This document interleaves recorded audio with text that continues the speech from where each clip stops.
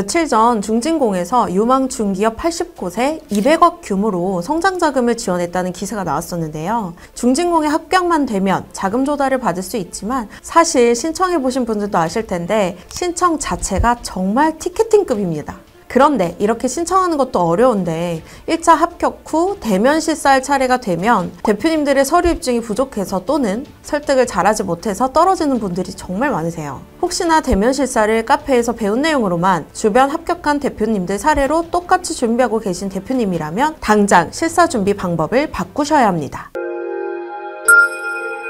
안녕하세요. 비즈니스 헬퍼 이 팀장입니다. 제가 요즘 철학은 어떻게 삶의 무기가 되는가 라는 책을 읽고 있는데요. 거기서 경영자든 직장인이든 비즈니스맨은 철학을 통해 비판적 사고의 핵심을 배워야 한다는 내용이 있었습니다. 이 비판적 사고는 두 가지로 정리해 볼 수 있는데 what의 문제와 how의 문제입니다. 이 책에서는 철학이 비즈니스맨에게 왜 중요하냐면 현재의 사고방식과 행동을 비판적으로 검토하고 변화시켜야 되기 때문이라고 말하고 있습니다. 근데 이러한 비판적 사고는 정책 자금을 준비할 때도 적용해 볼 수 있습니다. 대표님들께서 나름 준비한 서류와 답변들은 기관 담당자의 시선에서는 부족해 보일 수밖에 없습니다. 그래서 갑작스러운 질문에 당황해하거나 명확하게 설명을 못하는 분들이 많으십니다. 그렇기 때문에 실사 준비할 땐 우리 기업이 준비한 자료에 대해 what과 how의 문제들을 적용해 해당 서류가 설득력이 있을지, 자료에 빠진 내용은 없는지 객관화된 시선으로 바라봐야 합니다.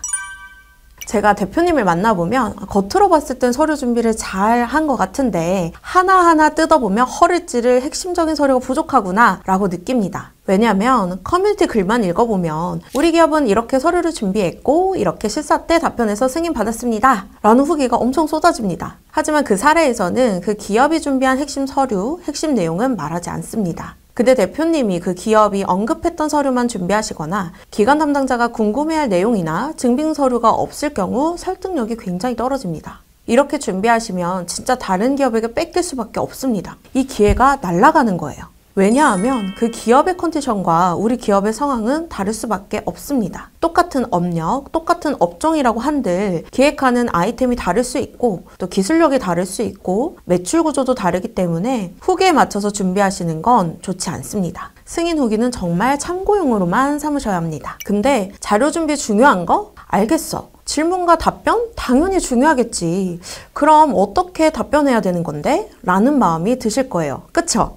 그래서 유튜브 영상도 찾아보고 또 블로그 글도 찾아보고 카페 글도 찾아보는 거잖아요. 근데 대표님, 기관 담당자들이 물어보는 공통적인 질문들은 있습니다. 사실 업체마다 상황이 다 다르기 때문에 질문도 좀 다르긴 하지만 기본적으로 묻고자 하는 건 비슷합니다. 그래서 기관 담당자들이 무엇을 중요시 여기고 무엇을 물어보는지에 대해 알려드리려고 합니다. 대표님 성격에 따라 차이가 있긴 하지만 혹시나 과도하게 긴장하시거나 내가 기업의 대표인데 어느 정도는 말할 수는 있겠지 뭐 라고 생각하셨던 대표님이라면 절대 그러시면 안 됩니다. 그 방법이 통하지 않아요.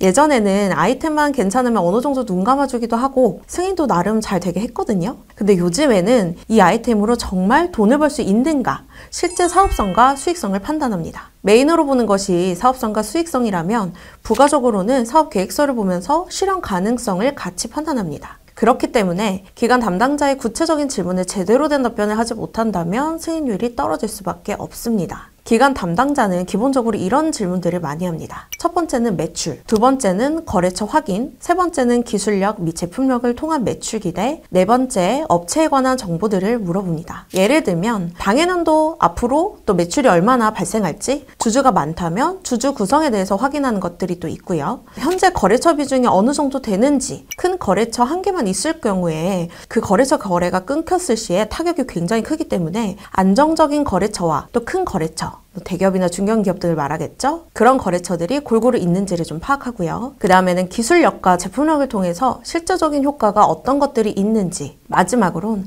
어떻게 이 사업을 시작하게 됐는지 이런 것들도 물어봅니다. 물론 업체마다 상황이 다르기 때문에 무조건 이 질문들이 나온다 이거는 아니지만 평균적으로 이런 흐름으로 매출과 거래처 그리고 제품 및 기술력에 관해서 기본적으로 확인해 봅니다. 실제로 제가 컨설팅을 진행했던 건설 관련 제조업체는 대표님께서 이 분야와 관련된 학력이 없으시고 경력도 좀 짧으셔서 그 심사관님이 어떻게 이 사업을 시작하시게 됐는지에 대한 질문을 실사 때 받긴 했습니다. 그리고 실사 때 위에 사진처럼 신청 시 제출한 서류들과 또 가점 서류들을 정리해서 올려놓으셔서 성의 있게 준비하신 이미지를 주시는 것도 중요합니다.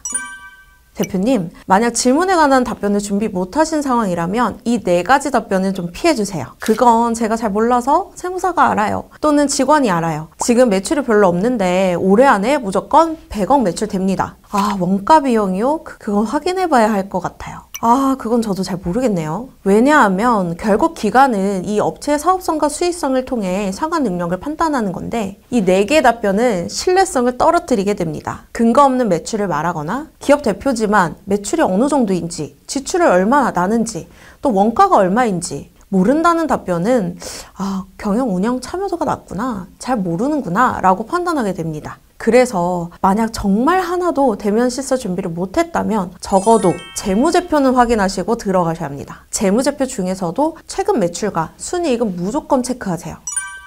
한 번이라도 경험하셨던 분들은 차근차근 준비하면 충분히 혼자서 할 수 있다고 말씀하시지만 실제로는 대표님 혼자서 이 모든 걸 준비한다는 게 쉽지는 않은 일입니다. 사실 대면 실사 단계는 자금 실행 직전 단계인데 이때부터 사업성과 수익성을 증명하는 건 쉽지 않습니다. 사업 계획서부터 비즈니스 모델에 맞춰 실행 가능한 계획을 적어야 대면 실사도 유리하게 볼 수 있습니다. 그래서 컨설팅을 통해 우리 기업이 작성한 사업 계획서가 사업성이 있는지, 실행 가능한지, 또 설득력은 있는지 점검 받아보시는 것이 정말 중요합니다. 대표님, 매출이 좋지 않아도 대면 실사에서 앞으로의 상황을 잘 설득한다면 한도 2배 더 승인 날 수 있습니다. 승인 확률과 한도를 늘리고 싶다면 아래 고정 댓글 통해 상담 먼저 받아보시고 준비 방향 체크해보세요. 감사합니다.